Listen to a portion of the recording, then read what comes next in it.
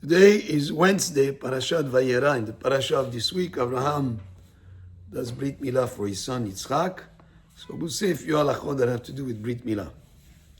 זמן מצוות המילה הוא ביום השמיני ללידתו מנצח חמה ועד שקיעתה. So the time of doing Brit Milah is on the 8th day. It's like if a person is born, let's say, on Wednesday, then Brit Milah will be the following Wednesday, because you count the first day of Wednesday as number 1, and then the 8th day will be the following week on Wednesday. And the time to do it is from the sunrise to sunset. But rather, the best way to do it is Rizin Makdimin HaMitzvot, try to do it as early as possible in the day. So the best way to do it would be right after Shachrit in the morning.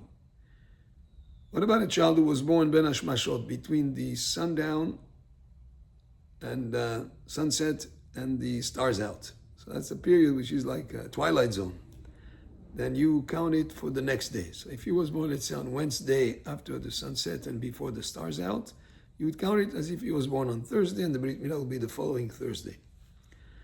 But if the time of the twilight zone, which is between sunset and stars out, happens to be Friday late afternoon, then you cannot do the Brit Milah on Shabbat, because Brit Milah on Shabbat is not only when it's for sure the 8th day, since here it's a safek, what we count that period as, you have to postpone it until Sunday.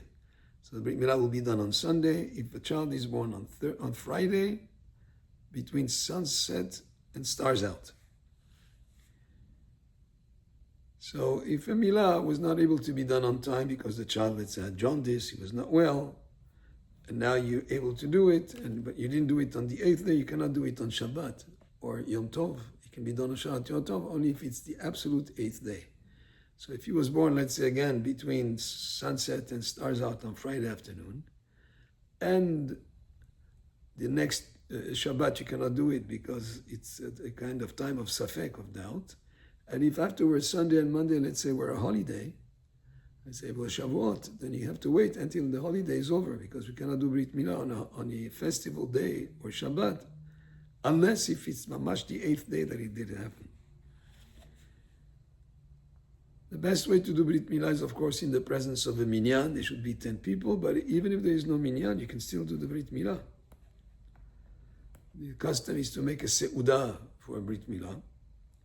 And that's called the seudat mitzvah. But it's a good thing to participate in the seudat mitzvah of Brit Milah. And to attend the Brit Milah is also a mitzvah. The father of the child should always stand next to the mohel, to make the mohel as his messenger to Brit Milah. But in fact, the best way is for the father to do the Brit Milah for the child. But since most of us are not qualified to be a mohel, we don't know the halachot, we don't have the experience, and you give it to a mohel to do it, that you make the mohel your messenger, your agent to do the milah on your behalf. And the custom is also to stand up while the Brit Milah is being performed on the child. So these were some of the halachot that have to do with Brit Milah. And also the night before the Brit Milah is a custom to do Brit Yitzchak, where we present in the home of the child who was just born, and we do some learning of Zohar in certain passages. And it's a good thing for the protection of the child before he goes into this very important mitzvah of the Brit Milah. Baruch Adonai le'olam, amen ve'amen.